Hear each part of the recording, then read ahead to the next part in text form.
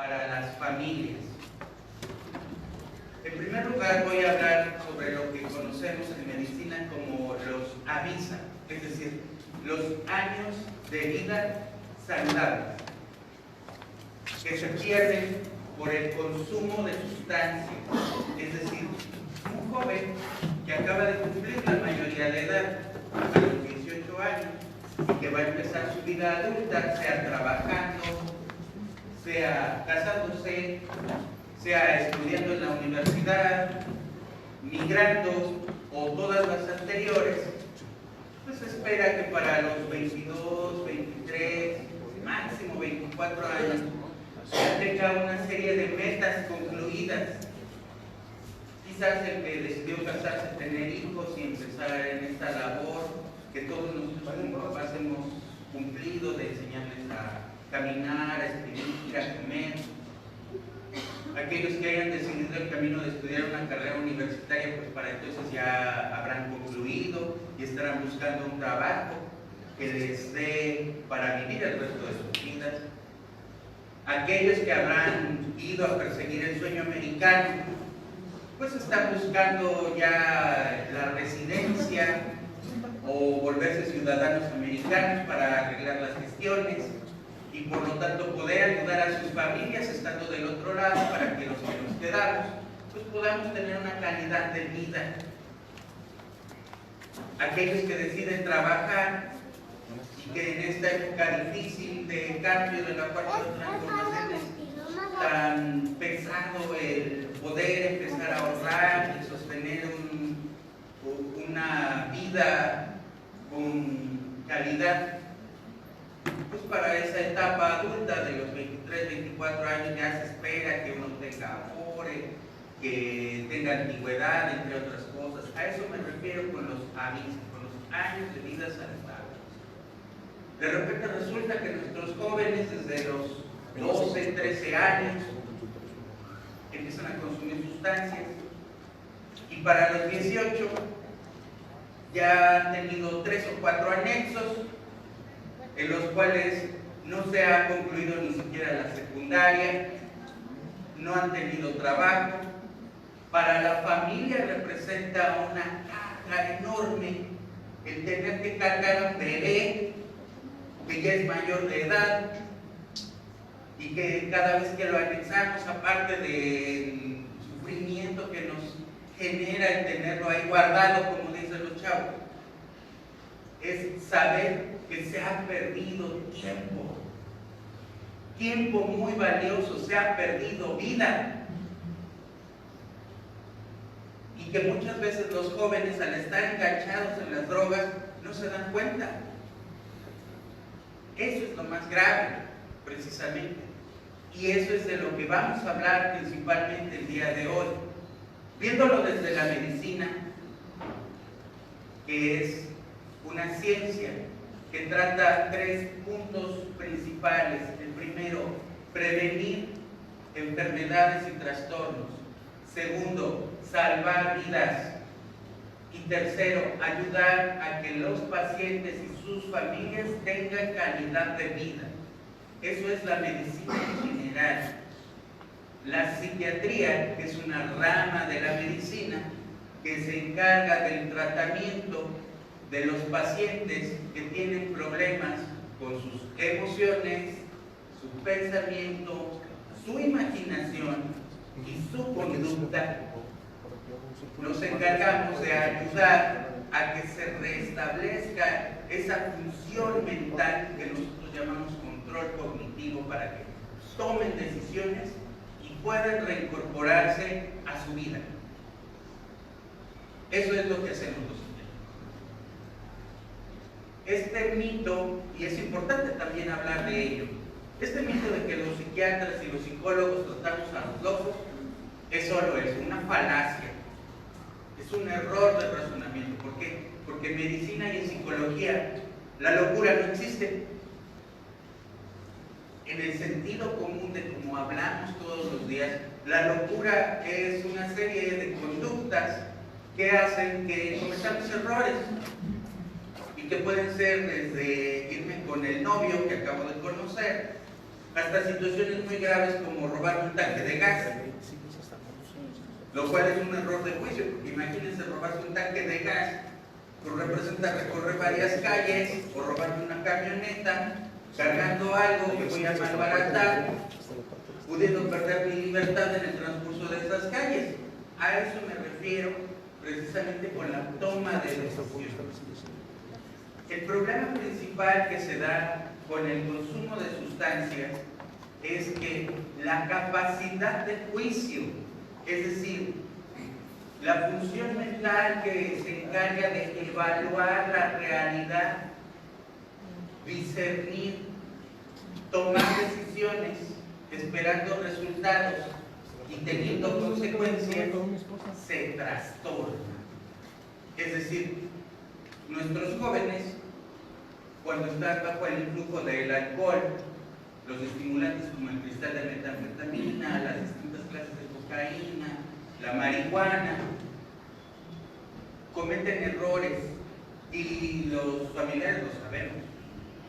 Desafortunadamente, esto que los jóvenes le llaman la loquera, en la cual consumen la sustancia y empiezan a hacer cosas sin sentido, hace que se metan en problemas y que por consecuencia los familiares pues terminemos resolviendo esos problemas. Lo que hacemos los psiquiatras entonces es ayudar a las personas que están con estos problemas en su capacidad de juicio, que se ha trastornado por el consumo de sustancias, para que puedan en primer lugar decidir dejar de consumir. Ese es el primer paso en la medicina de adicciones, que la persona que está enganchada con cualquier tipo de droga tenga la buena voluntad de querer dejar de consumir. Porque también entendamos que el núcleo de la conducta adictiva es una cuestión moral, de ética personal.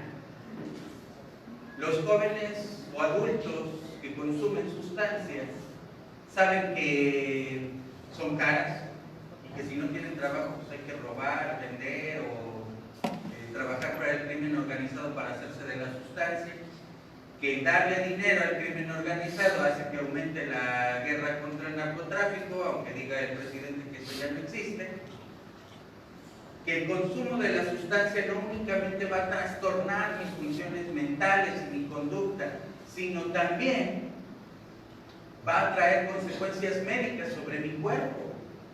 El alcohol principalmente daña el hígado, lo sabemos, que produce la cirrosis después de consumirlo mucho tiempo. Pero no nada más pasa eso, también se dañan los riñones, también se daña el corazón. Las cicatrices físicas que nos deja el alcohol son más difíciles de sanar. ¿Por qué? Porque las personas que consumen alcohol de manera continua están desnutridas. Se la pasan tomando, comen poquito y así son varios meses, de tal manera que su cuerpo se enferma.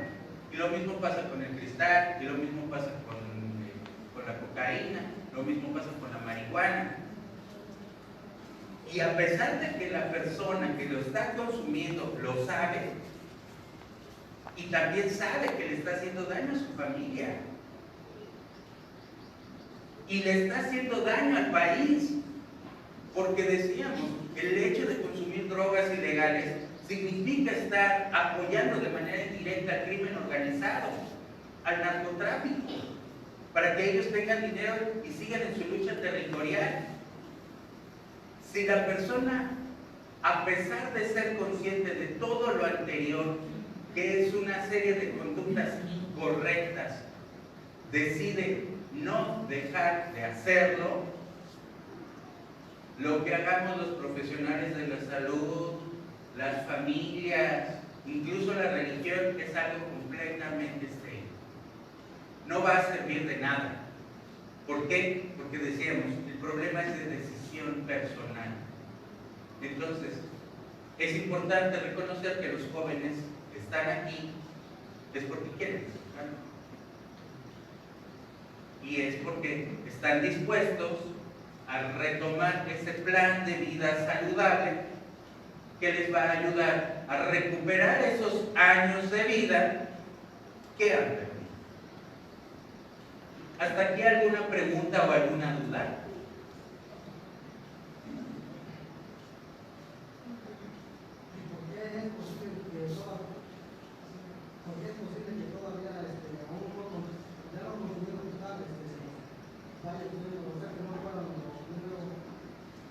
Esa es una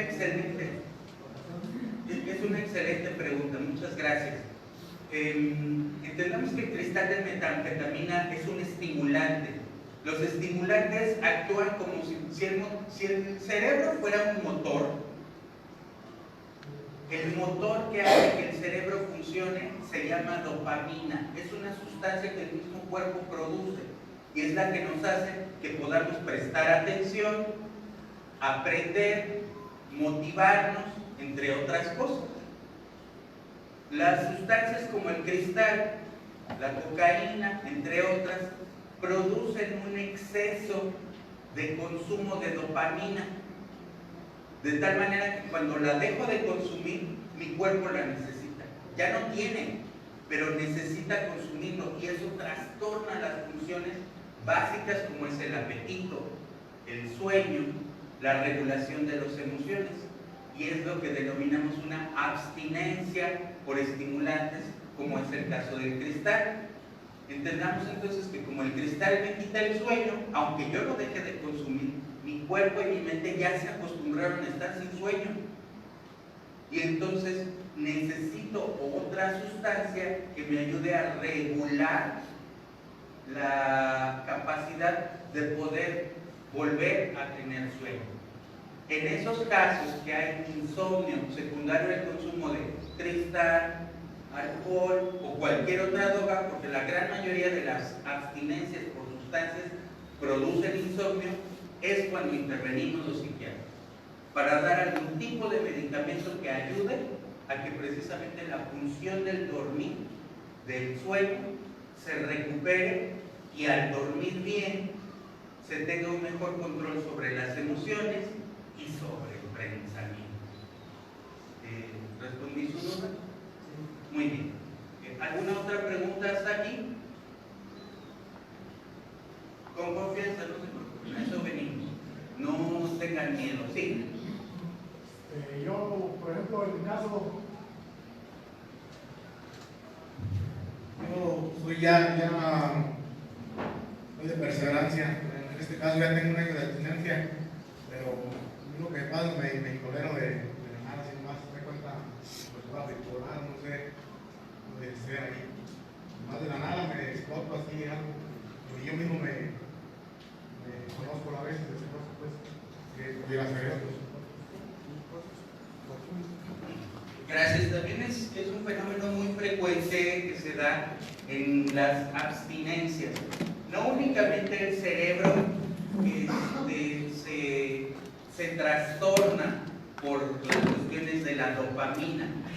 Decíamos, en este ejemplo del motor como un cerebro, hay una especie de clutch, es decir, que sirve tanto para frenar como acelerar.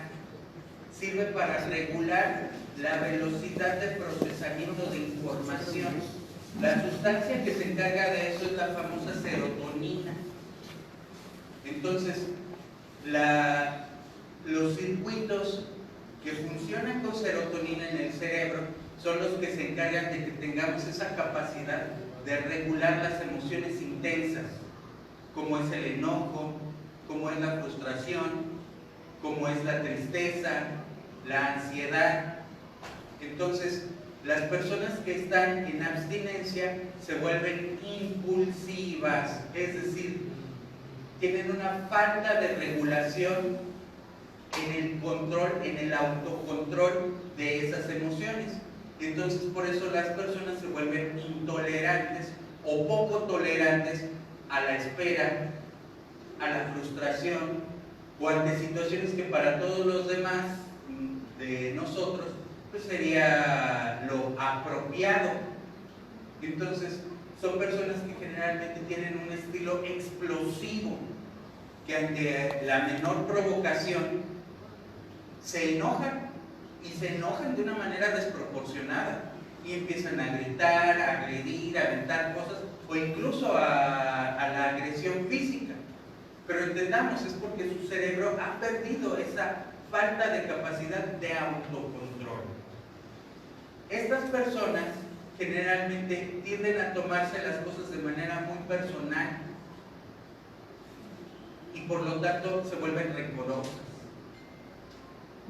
Y eso hace que haya otro tipo de conductas, de emociones complejas, como los celos, la envidia, esto que en los contextos de los grupos de AA le llaman los errores de carácter, como es la avaricia, la lujuria, que en el contexto religioso le llaman los pecados capitales. Es precisamente por eso.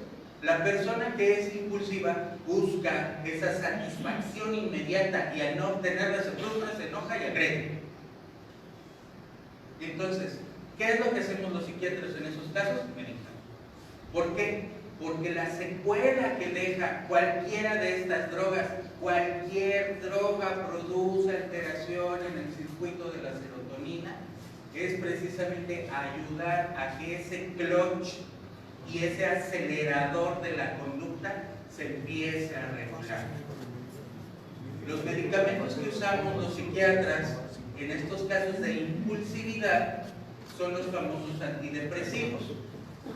Los antidepresivos no son drogas, no causan adicción, no nos vuelven dependientes, no son chochitos mágicos tampoco que me los quito, que me lo tomo y al día siguiente ya voy a estar siendo muy tranquilo. No, es parte de un proceso y es muy importante vigilar el consumo porque al ser un medicamento puede tener efectos secundarios, así como tiene efectos terapéuticos. Entonces, por eso es la importancia y gracias por sus preguntas precisamente, porque precisamente a partir de esta realidad es que nos empezamos a explicar muchas cosas. ¿Respondí su pregunta? Muy bien. ¿Alguna otra duda, alguna pregunta?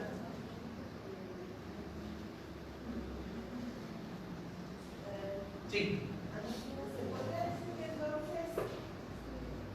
¿Podría decir que entonces, después de ese tratamiento que ellos tienen, tendrían que pasar por una persona como usted?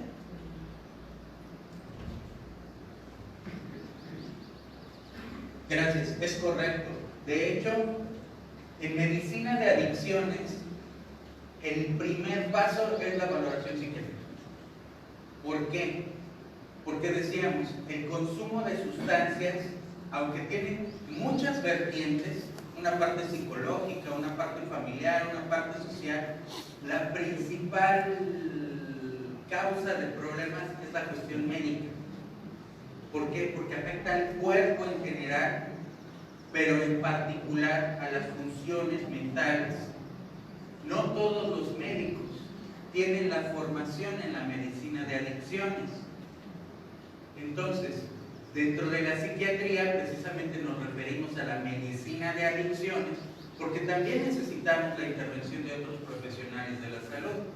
Los pacientes con alcoholismo generalmente cuando llegan al hospital son atendidos por el gastro, por el internista, porque ya llegan con complicaciones muy graves, vomitando sangre, con hipertensión, con ictericia, de que ya están todos amarillos y aparte alteraciones en el comportamiento. Entonces, ahí en esos casos los especialistas se enfocan a su área, porque estás vomitando sangre, hay que pararle el sangrado, hay que salvarle la vida. Pero el motivo por el cual él está bebiendo y a pesar de las condiciones médicas sigue bebiendo es cuando intervenimos los psiquiatras. Lo mismo con el tabaquismo. Aunque ha disminuido mucho en los últimos años el consumo de tabaco y esos productos derivados, los pacientes llegan con el neumólogo o con el internista ya con problemas de bronquitis, enfisema, infecciones recurrentes de los pulmones, cáncer, es decir, cuando ya es muy tarde. Entonces, en esos casos, lo que hacemos los psiquiatras es prevención. ¿Qué es lo que te está motivando a consumir tabaco? Que aquí es importante hacer esa conciencia. consumir tabaco es el vicio, como dirían, más estúpido que hay. Porque en primer lugar es carísimo. En segundo lugar, no te pone, es decir, no tiene ningún efecto psicotrópico como el alcohol que te relaje, o como la marihuana que te haga sentir bonito, o como la cocaína que te quite el sueño. No, el tabaco no hace nada. Te apesta la ropa, hueles mal, te echa a perder los dientes, te produce cáncer. ¿Qué chiste tiene? O sea, en realidad fumar tabaco es una estupidez. Y aquí es donde entra uno de los graves problemas, porque el tabaco es de las sustancias que más adicción causa. Junto con la cocaína, la adicción al tabaco son de las más difíciles de tratar, porque el tabaquismo es una droga legal. Nada más necesito tener 18 años para poder consumirla. Y al estar en contextos como los grupos de alcohólicos anónimos en el que todo el mundo fuma, pues se vuelve un hábito, y el que no fumaba y tomaba alcohol, pues ahora ya no toma, pero fuma, y es cambiar una adicción por otra. Entonces, eso es lo que hacemos los psiquiatras, tratar de que la persona tome conciencia de que, independientemente de que le hace daño, no le conviene. Simplemente el tabaco, si hacemos cuentas, una cajetilla cuesta 55 pesos, me fumo 2 cajetillas a la semana, ya son 110 pesos a la semana. Por 4 son 440 pesos al mes. Con eso compro 20 litros de gasolina, o despensa, o pañales, o leche. Entonces, de eso se trata la intervención en psiquiatría, de hacer conscientes a las personas que la conducta adictiva no conviene, aparte de la gestión. ¿Respondí su pregunta? Muy bien, sí. Doctor, ¿qué posibilidades fuera que usted existiera para una valoración, porque mi hijo es otra vez, ¿cómo le dicen aquí? Volvió otra vez a sus vacaciones. Entonces yo le decía cuando salió que fuéramos a verlo, incluso le llamé por teléfono y usted me dijo, si él quiere puede venir, pero si no va a querer, pues, va a ser muy difícil. Entonces ahorita analizando y pensando lo que usted nos está platicando, ¿qué posibilidades habría que usted me hiciera una valoración antes de esa?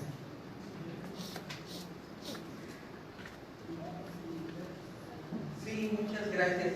Creo que lo podemos tocar de manera individual al final de la plática, para también comentarlo con Miguel Ángel, con el señor Gómez, para ver si hay la posibilidad de que pudiese atender aquí y no hasta que salga. Pero bueno, lo vemos al final. De igual manera, pues es una invitación abierta de que si en algún momento, tanto los familiares como los pacientes, por lo que estamos diciendo, consideren pertinente que haya una evaluación, pues bueno, al final lo podemos ver. ¿Alguna otra pregunta, algún comentario?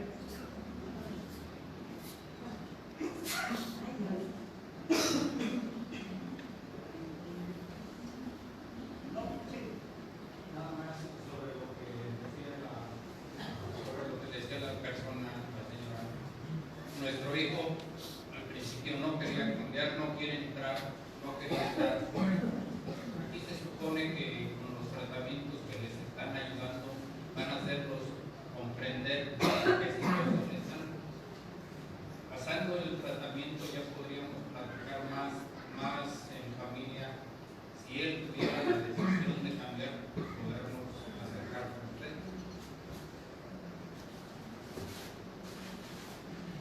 Sí, muchas gracias, y gracias por su confianza y compartir su experiencia ante todos, porque es un personaje frecuente. Desde luego, contestando directamente a su pregunta, sí, desde luego, igual en un momento al finalizar la plática lo platicamos de manera personal si lo considera, pero sí es muy importante entender que hay que quitar el tabú de que muchos jóvenes así de que, bueno, sí, minimizan. No es que yo la controlo, yo puedo con ella, sí me sirve, cuestiones eufemísticas, así de, no pasa nada. Exactamente, y no. La realidad es de que todas las sustancias causan adicción. Y nosotros como familiares nos damos cuenta de que en efecto no pueden. Y en el momento en el que le decimos, ¿sabes qué? Necesitas ayuda psiquiátrica, no estoy loco. Y empiezan así con una serie de argumentaciones, no, es que tú te quieres deshacer de mí y me quieres meter a un psiquiátrico o un manicomio, ya no me quieres, empieza el chantaje y es que no confías en mí, que es donde empieza la otra cara de la conducta adictiva, la codependencia.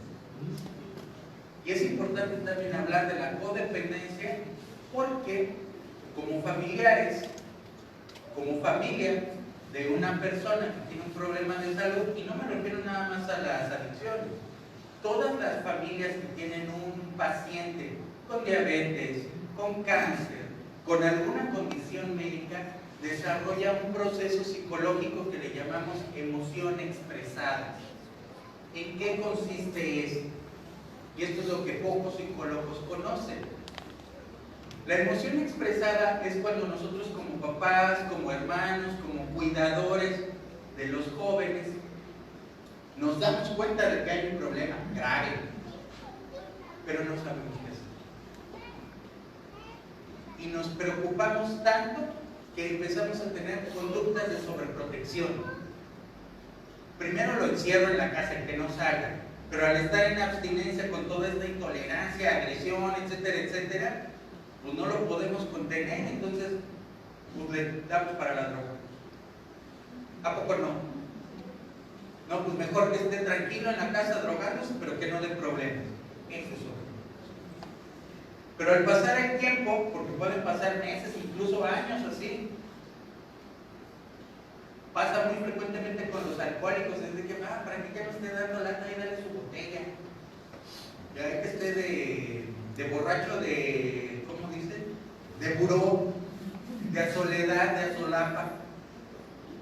Pero sigue existiendo el problema y nosotros como familiares lo toleramos e incluso les damos para que no se estén escapando, no se roben cosas de la casa, no anden robando o no se vayan con el crimen organizado. Entonces nosotros los sobreprotegemos y cometemos errores. Pero al pasar el tiempo nos damos cuenta que esa sobreprotección no funciona.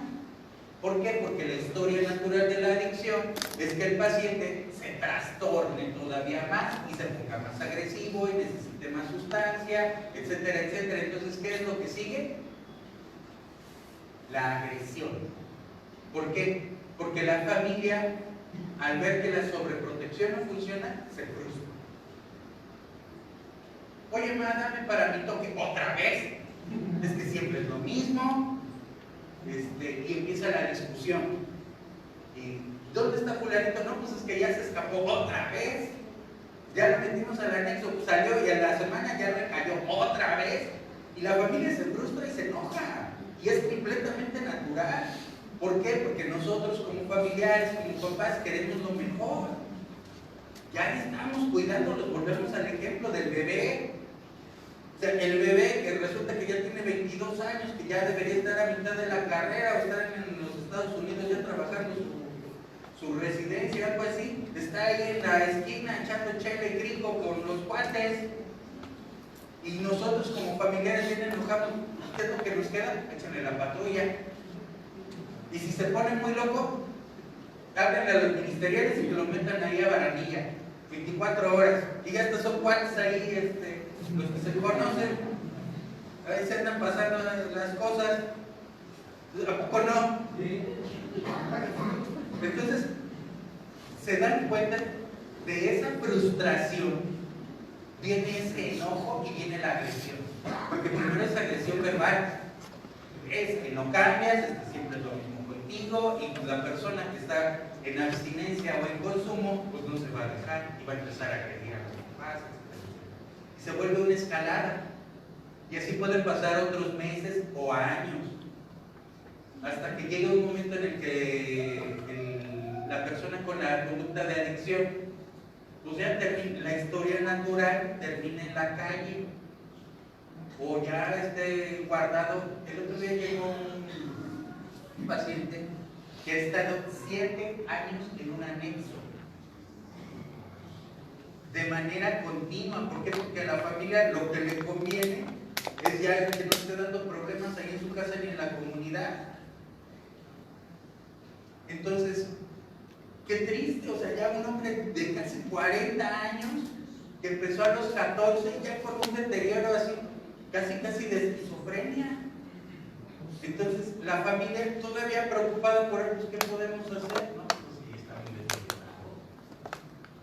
Ya no se puede hacer más que cuidarle su cuerpo, que se valga por sí mismo, que coma solo, que se bañe y ya.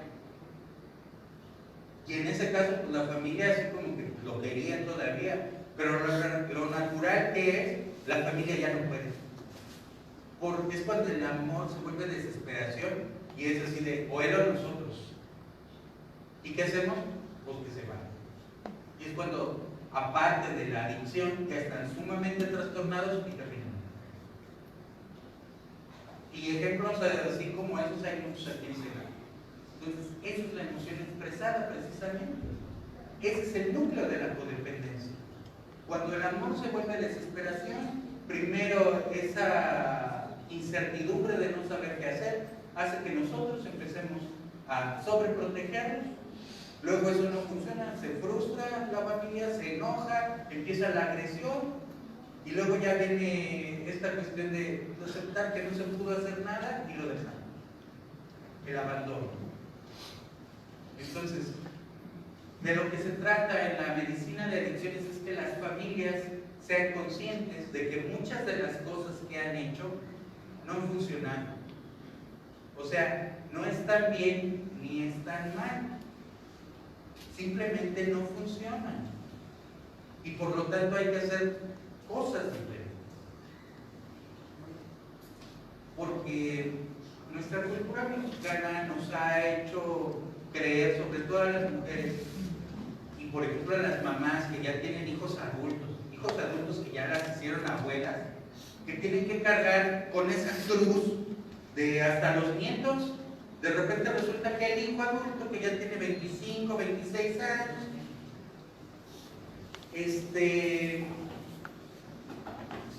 sigue en la adicción. Y como la esposa ya no puede, pues le deja los niños a la abuelita. Y la abuelita ahí cuidando a los nietos como si todavía fueran sus hijos. Y el papá que está enganchado en las drogas mientras está ahí en la cantina o echando frijol en la esquina.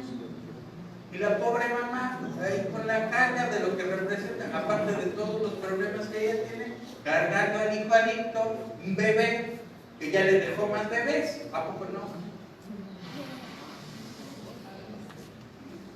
Y ahí es donde nos tenemos que dar cuenta que eso no funciona. Porque muchas de las ideas que nos han inculcado son falacias, es decir, son razonamientos que parecen correctos pero no lo son. Y perdón por lo que voy a decir en este momento, porque va a sonar muy atrevido, pero es para que lo razonemos. De repente es así de preguntarle a esas mujeres, pues señora, ¿y por qué sigue haciendo esto? O sea, es para que usted estuviera viendo por su salud, pensando en su vejez, de cuidar su casa, cuidar su patrimonio, ver que alguien la cuide a usted ahorita que ya empezó con problemas de salud. Es que es mi cruz.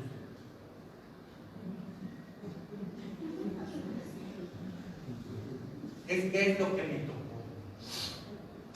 Y así como que, a ver, no.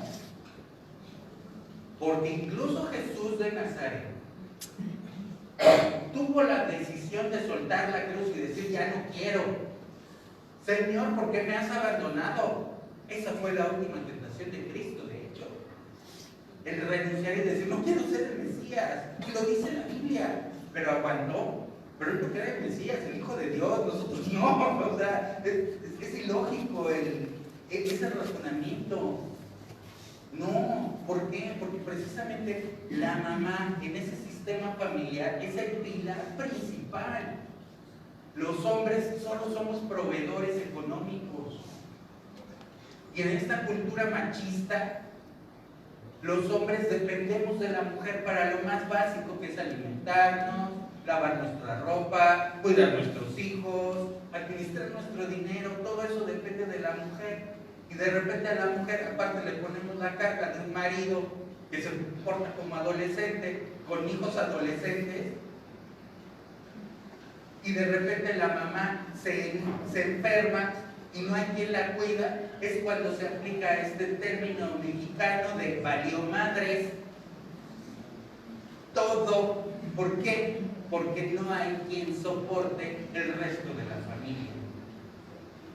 Por eso la importancia de que nuestros jóvenes tomen la advertencia de que antes de que valga madres, tenemos que cuidar a nuestras mamás. ¿Por qué? Porque aquí es donde entra una de las premisas más importantes de la terapia familiar, que es algo que utilizamos mucho en la medicina de adicciones. Los papás, yo soy papá, tengo hijos, y por lo tanto sé de lo que estoy hablando, independientemente de mi formación profesional. Los papás siempre queremos lo mejor para nuestros hijos, siempre. A veces no sabemos cómo pedírselos o decírselos. A veces es a la buena, con amor, con cariño, a veces es a gritos, a veces es a golpes. Así de, entiende que eso no te conviene. Pero siempre es con esa buena intención de que a ustedes les vaya bien como hijos en la vida. Pero es cuando nosotros como papás tenemos que aprender que lo que nosotros pensamos que es lo mejor para nuestros hijos, ellos no lo quieren. Y por lo tanto, aprender a manejar la frustración de que los hijos toman sus propias decisiones, y al ser humanos, que no son extensiones de nosotros, también se equivocan. Igual que nosotros nos equivocamos, porque también somos humanos. Pero tenemos nosotros que aprender de la experiencia de nuestros propios hijos. Es decir, nuestros hijos tienen que aprender a equivocarse y aprender a resolver sus propios problemas. Porque si nosotros estamos en esta conducta de sobreprotección, pues entonces, ¿cuándo nuestros hijos se van a volver adultos?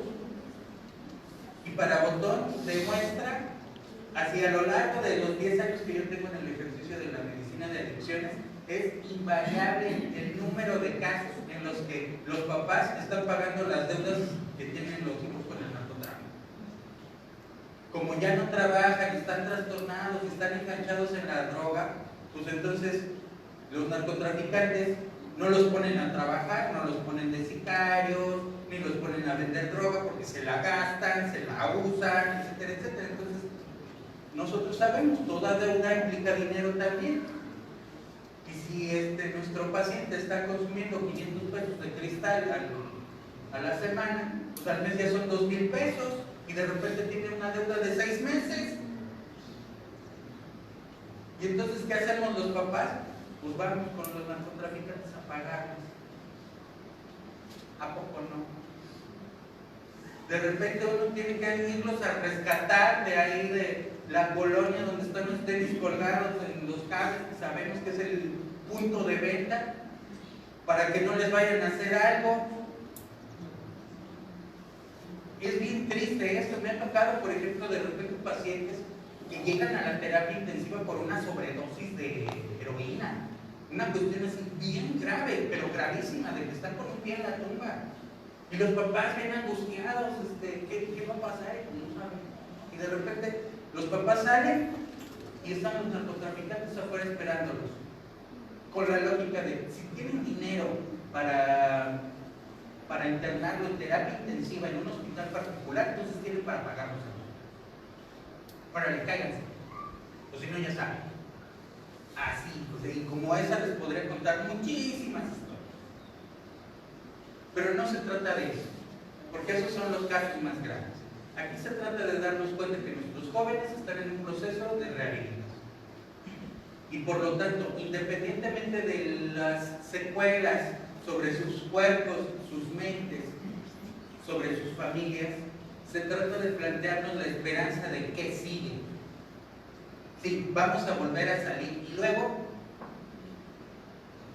¿qué tengo que hacer yo como joven, como adulto, para retomar esos años que he perdido al estar en la actividad de las drogas? ¿Cuál es el plan?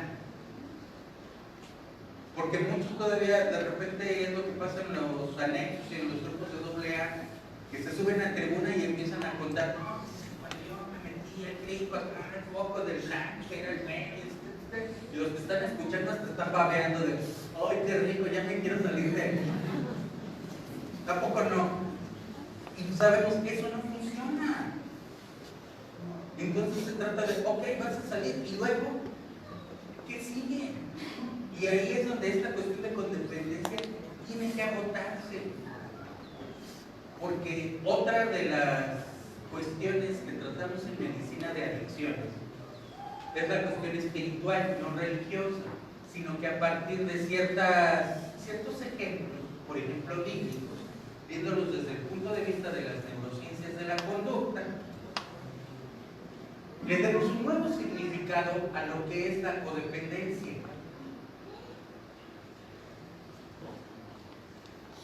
Hoy que es domingo, y bueno, yo no soy predicador, fui misionero hace muchos años, entonces conozco la palabra. Y con el respeto que me merece, vamos a retomarlo. Del Evangelio de San Lucas, capítulo 15, versículo 11. Un padre tenía 2 hijos, el menor y el mayor. El menor le dice al papá: oye, hereda mi vida, dame la parte de la herencia que me corresponde. Y el papá, que lo ama, se la da. Entonces, como es un joven impetuoso, lo que menciona el Evangelio es que tendría como unos 16 años, agarra todo su dinero, se va al extranjero y empieza la fiesta. Y hace orgías y borracheras, y bueno, se la pasa bomba, ¿no? Como si se fuera a Las Vegas de esa época. Así, de esa dimensión, de pasarla bien, con dinero, juventud y sin freno, hasta que llega un momento en el que se le acaba. Lógico, con tanto exceso, se queda sin dinero. Entonces menciona el Evangelio que en ese momento todos los que se llamaban sus amigos lo dejan. Y él, al ya no tener nada, termina cuidando cuerpos. Y está ahí vestido en harapos, viendo cómo comen los puercos, y en ese momento le llega una reflexión. Y dice: ¿cuántos obreros en casa de mi padre tienen para comer? Y yo aquí muriéndome de hambre. Me levantaré, regresaré con él y le diré: Padre, he pecado contra el cielo y contra ti. Perdóname, no merezco ser tu hijo. Por favor, recógeme, aunque sea como un trabajador, pero no mereces eso. Y decide regresar a su país. Entonces, cuando el hijo pródigo va regresando, ya cerca de llegar a su casa, está su papá en una colina esperándolo, porque todas las tardes él está con la esperanza de que su hijo va a regresar. Y ve que llega su hijo, se baja corriendo, lo abraza. Y el hijo: papá, perdóname, por favor, he pecado contra el cielo y contra ti. Y el papá dice: no digas nada, ven conmigo, ven. Entonces llega a la casa y: oigan todos, ha llegado mi hijo, regresó del extranjero, vamos a hacer una fiesta. Y pues que empieza la fiesta, matan un carrito y empieza la celebración de que llegó el hijo pródigo, etcétera, etcétera. Y en eso llega el hijo mayor de cuidar el ganado en el campo. Y pues, ¿por qué tanto alboroto? ¿Qué está pasando? Entonces se le acerca a uno de los obreros acá, mala onda: es que llegó tu hermano y le están haciendo una fiesta. Y ya no te han dicho nada. Pues ahí va el hijo mayor con el papá a reclamarle: oye, y he hecho todo lo que me has pedido. Te he obedecido siempre, y sabes que siempre voy a estar contigo y te voy a respetar. Ah, pero llega este hijo tuyo del extranjero que se gastó toda la herencia en sus desmadres con prostitutas y en alcohol, y le haces una fiesta. Y a mí nunca me has dado ni siquiera un cabrito para comérmelo con mis amigos. Pues, ¿qué pasa? Porque él sí y a mí no. Si yo soy el bueno. Entonces el papá iba a decir, no, mira, es que era necesario hacer una fiesta porque tu hermano estaba perdido y lo hemos hallado. Él ha muerto y ha resucitado. Palabra de Dios. Pero aquí es donde lo pensamos en este contexto posmoderno y hablamos del hijo pródigo 2.0. Es decir, la historia continúa. ¿Qué pasó con el hijo pródigo? ¿De veras aprendió la lección? O sea, el papá lo sobreprotegió y lo volvió a coger y le volvió a dar todo a pesar de que lo había perdido por amor. Eso es lo que nos enseña el Evangelio. Y eso es lo que nosotros como familia hacemos cuando llega nuestro hijo del centro de rehabilitación. Vamos a celebrar que ya salió y está feliz. Pero de veras el hijo pródigo aprendió la lección. El papá aprendió la lección. El hermano que parecería envidioso, ¿no? De por qué él sí y a mí no. No, él está clamando lo justo. Él está viendo por sus derechos. Él también es hijo y él también tenía derecho a la herencia. ¿Qué es lo que pasa con nuestros hijos que sí se portan bien? De repente nuestro hijo que está perdido ahí en las drogas y todo, y los demás que trabajan y ayudan y ahí andan cuidando a su hermano en las borracheras y lo andan sacando del ministerio público y etcétera, etcétera, de repente también nos dicen, bueno, ¿qué? Yo me tengo que portar mal, también me tengo que drogar para que me hagas caso. Porque el que se porta mal, sí, le dan esto, le dan aquello, hasta le ponen un negocio y nos trabajamos, nos ignoran y todavía tenemos que apoyarlos. Una cuestión natural. Eso es lo que pasa con la codependencia. Es cuando nos preguntamos, ¿el papá del hijo pródigo aprendió la lección? Nosotros como papás que estamos en codependencia de nuestro hijo adicto, ¿aprendimos la lección? ¿Qué aprendió Dios de esta misma secuencia del Evangelio? Yéndonos más allá, se pone blasfemo. ¿Qué aprendió Satanás? Que los humanos somos débiles, que nos dejamos llevar por nuestros sentimientos, que nos pueden manipular y a través de eso obtener lo que queramos. Es una reflexión muy profunda. Y es cuando nosotros como familiares necesitamos tomar decisiones.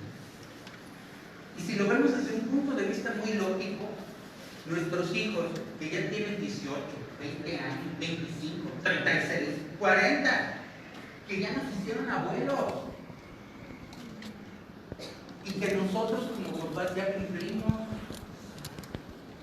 Desde el momento en el que el hijo cumple los 18 años, ya es un ciudadano que tiene edad legal para votar y ser votado, para pagar impuestos. Que queramos o no, les dimos estudios a lo mejor de secundaria, pero en la secundaria les enseñan talleres, carpintería, electrónica. Ya saben, tienen los elementos para poder valerse por sí mismos. Incluso aunque nada más tengan la primaria, pueden trabajar, tener un trabajo honrado. Aunque sea en tendencia, como trabajadores de la construcción, a lo mejor no saben leer, pero tienen brazos. Por eso mi abuela decía, es mejor estudiar, porque pesa menos una pluma que una pala. Y si tuvieron esa oportunidad, y nosotros como papás ya se la dimos, pues entonces lo que sigue es dejar de pensar como el papá del hijo pródigo. Y es así, tú ya tienes edad para valerte por ti mismo. Y si logras conseguir 1,000 pesos a la semana para metértelos en cristal, pues entonces también tienes para pagar una renta. Y también tienes para mantener a tus hijos. Y tienes para pagar tus deudas. Es cuando nosotros como papás tenemos que ponernos estrictos. y decir, basta, ya no eres un bebé. Te están haciendo más bebés y que yo ya no puedo cargar porque ya no puedo. En ese momento es cuando tenemos que tener conciencia todos de que esta cuestión de la codependencia es lo que sigue retroalimentando la conducta de la adicción, porque mientras nosotros como familiares no tomemos la conciencia y la firme decisión de que ellos salgan por sí mismos, pues entonces vamos a seguir en el ciclo.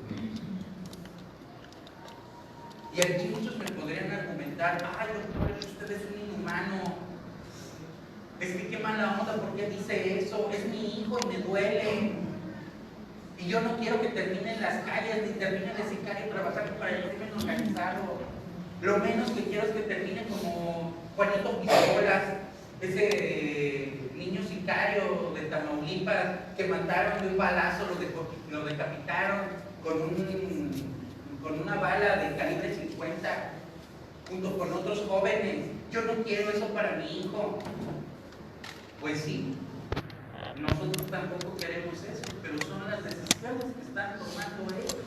Y si ellos aprenden a responsabilizarse de sus propias decisiones, entonces ¿cuándo se van a volver adultos?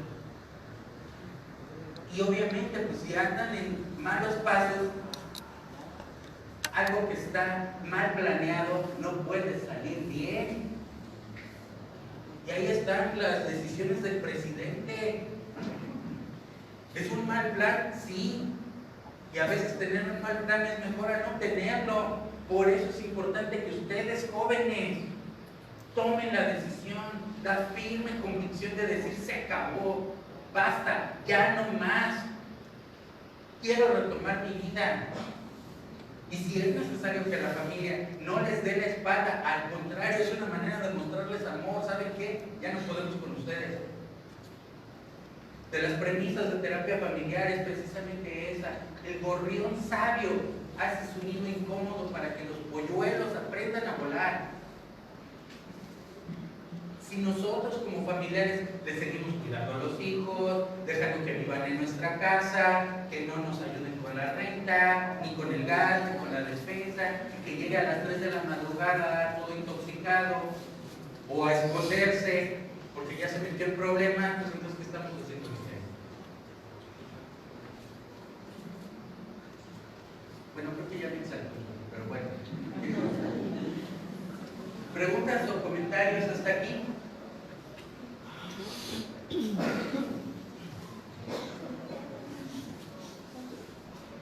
Buenos días.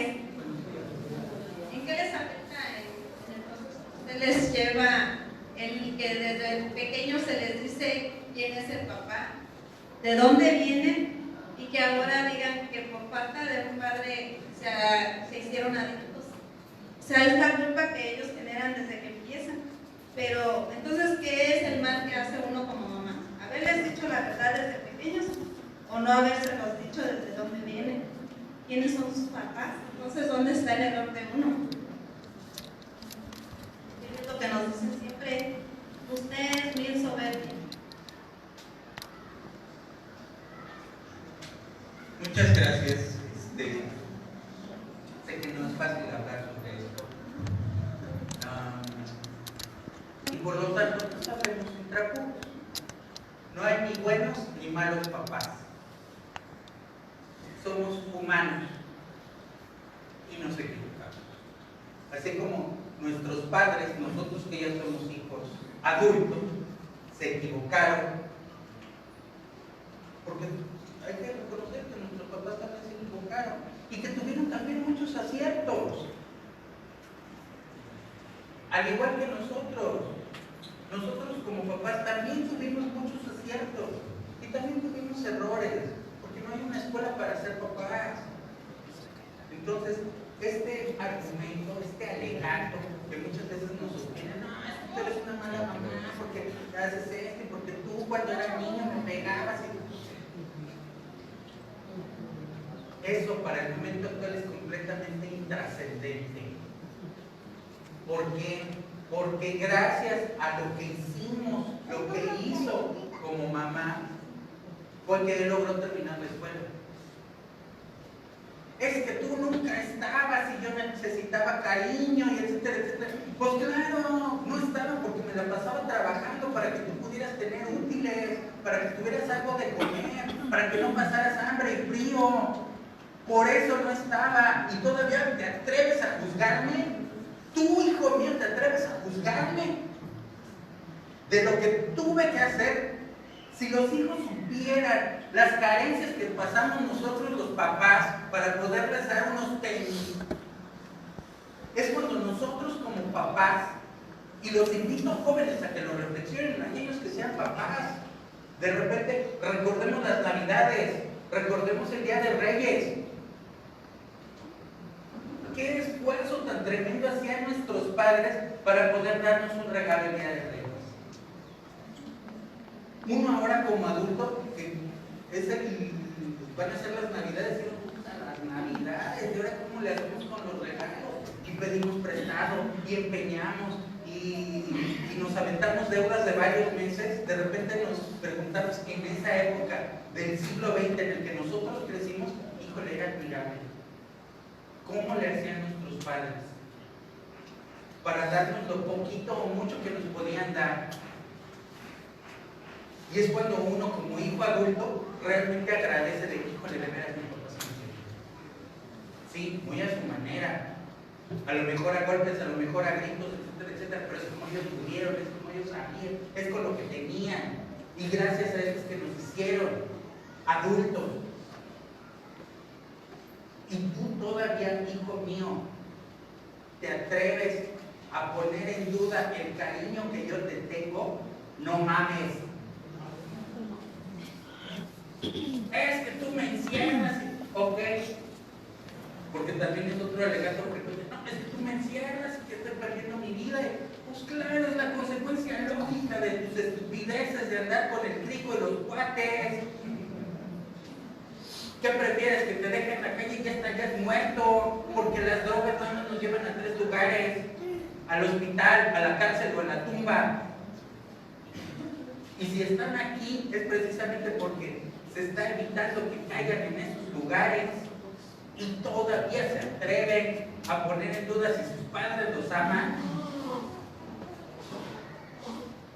Es cuando tienen que reflexionar. Y es algo que desafortunadamente como un valor humano se ha perdido, la gratitud. Porque una cosa es agradecer a Dios, ay, gracias por la comida, por la medicina, etcétera, etcétera, pero otra cosa es mostrar gratitud. Así de, híjole mamá, gracias, de veras, porque si no me hubieras guardado, no sé qué hubiera pasado conmigo.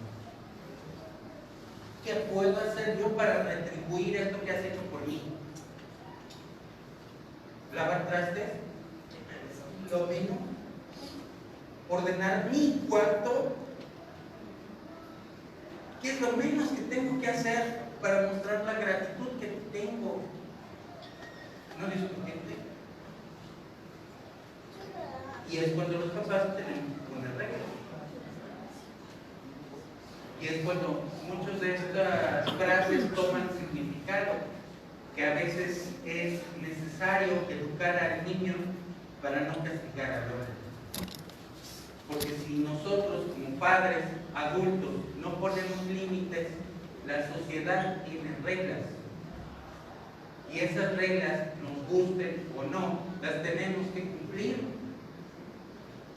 Y si nosotros como hijos no cumplimos las reglas en la casa, va a ser muy difícil que podamos cumplir las reglas de la vida.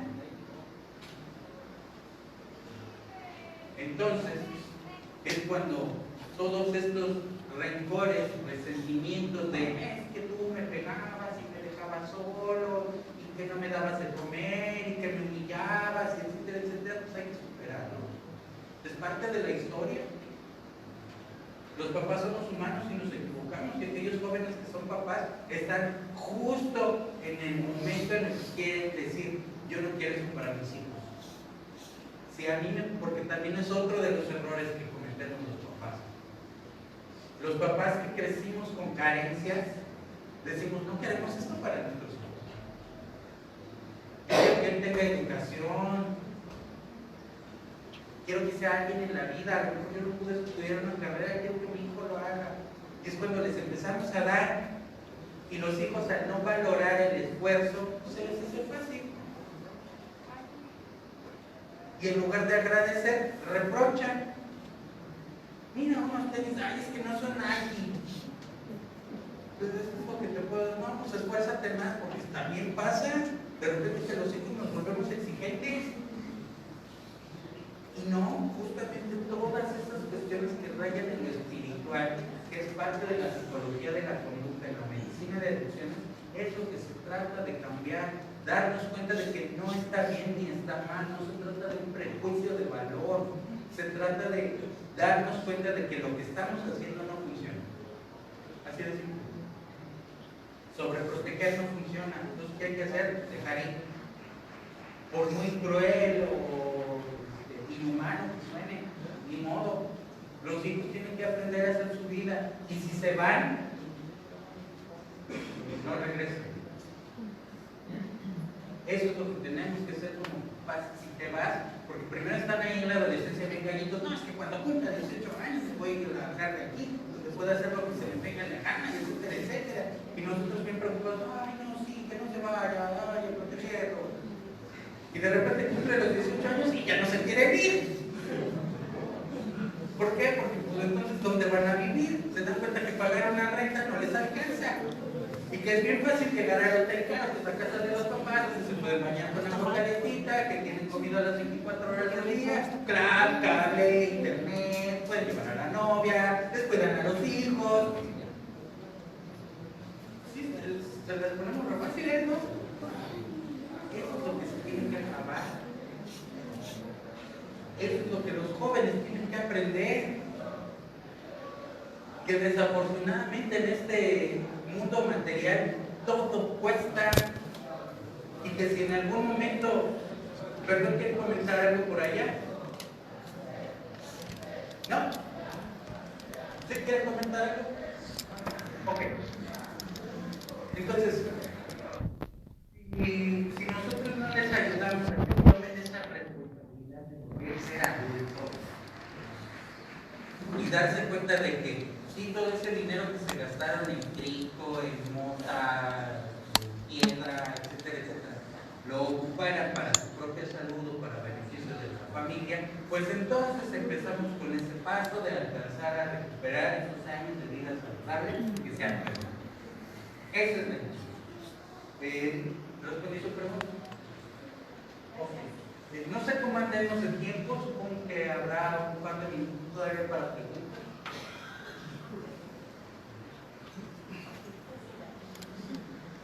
¿Preguntas, comentarios?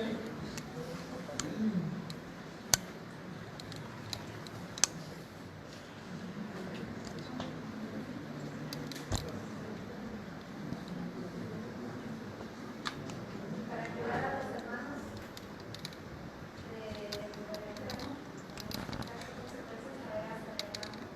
de que también están buenos viviendo problemas, como el bebé y no me pueden recibir.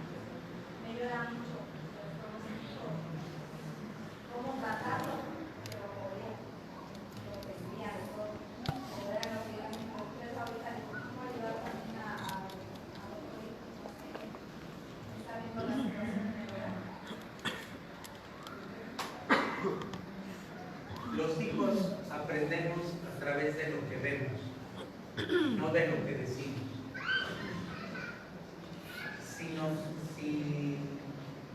Si en conducta le preguntáramos al niño qué es lo que está aprendiendo, es que ser malo es lo que funciona. Ser malo me da muchos beneficios. Puedo maltratar a los más pequeños, tengo privilegios de comer cuando yo quiera, van a resolver mis problemas como adulto, eso es lo que me conviene. Y aunque ahorita no lo entienda bien porque sufro mucho, porque no me gusta que mi familia esté en esta dinámica, al final, si no hago algo como mamá, va a replicar. ¿Por qué? Porque le conviene, es lo que aprende. Entonces, el primer paso es empezar a tomar decisiones como papás. De veras lo quiero ayudar, pues entonces, ¿sabes qué, chavo? Hay que dedicar tiempo aquí, vamos a salir. en un ambiente fuera de la casa, en donde podamos platicar sin que nadie nos interrumpa. Platícame cuáles son tus temores, qué es lo que tú vives, qué sientes. Es muy frecuente que los hermanos pequeños desarrollen conductas de codependencia todavía mucho más dañinas, porque por ejemplo muchas veces los niños o los adolescentes que tienen adultos, hermanos adultos con adicciones, lo saben todos. Saben con quién se juntan, saben dónde guarda la droga, con quién la compran. Y es un secreto, porque es así es una cuestión bien difícil, porque el niño lo sabe, pero por un lado está el temor de, si le digo, se va a enojar conmigo, pero por el otro, le estoy mintiendo a mi papá. Entonces, es una cuestión para los hermanitos bien difícil, muy difícil. Hay un grupo de codependencia que se llama CODA, que se reúne en el Centro de Integración Juvenil, me parece que son los días martes y jueves, donde precisamente van muchos niños, y en estos contextos multitudinarios de personas que están viviendo situaciones como las que ustedes viven, ellos pueden externar, porque es muy difícil. Son niños de guerra, de repente ellos no toman partido, ellos están en medio de los bombazos. Exactamente, es algo muy complicado. La persona que es adicta. Por ejemplo, yo tengo 2 niños y también tengo un hijo enfermo, pero los 2 más chicos es bien difícil sacarlos adelante. Bien, es como si fueran también drogadictos, pero le tapan todo a sus hermanitos, todo, para que su mamá y su papá no se pongan mal por la conducta que su hermano está haciendo. Y sí es muy importante la plática que usted dice, los va a sacar adelante, esa plática que usted dice que ellos sí necesitan ser escuchados porque no saben cómo acercarse a nosotros. Ya apoyan al hermano drogadicto, apoyan a los papás, no saben a dónde dirigirse, y lo único que uno les dice, vean cómo está su hermano, no queremos que estén ustedes así, por eso les estamos ayudando, los sacamos de un lado a otro, para que ellos se distraigan en otra cosa y no vivan esta situación tan fea, y no haya uno cómo sacarlos de esta situación. Y si vamos a, bueno, por ejemplo, yo digo a mi hermano, pues los llevamos a donde usted nos está diciendo para que ojalá ahí no nos puedan manifestar, porque ellos por sus estados de ánimo nos dicen en sus estados que ponen en el WhatsApp que están mal, porque no lo dicen verbalmente, no saben cómo decirlo a nosotros. Gracias. Al contrario, gracias a usted, porque precisamente este tipo de testimonios son lo que necesitan escuchar nuestros jóvenes. Es muy difícil, realmente es muy difícil, porque en efecto un gran sentimiento que se comparte en las familias, pero principalmente en los niños y jóvenes prejóvenes, es la culpa. Otra vez decía mi hijo más pequeño, mamá, ya no quiero verte llorar, porque ya me cansé de probar todos los papeles que encuentro tirados, sé que son tus lágrimas. Yo sé cómo disimulaba para que el niño no se diera cuenta, pero me descuidé de ciertos papeles y hasta este extremo llegó el niño a decirme que probaba esos papeles y sabía que eran mis lágrimas. Dice, también ya estoy cansado de ver tantos pedazos de jabón destrozados, ¿por qué los mochan? Ya me cansé de vigilarla y usted siempre está al pie de esa cama. Es muy triste, muchachos, de veras, es muy triste para un hermano, para unos padres, tener que desvelarse más ahora que ya están grandes que cuando estaban pequeños.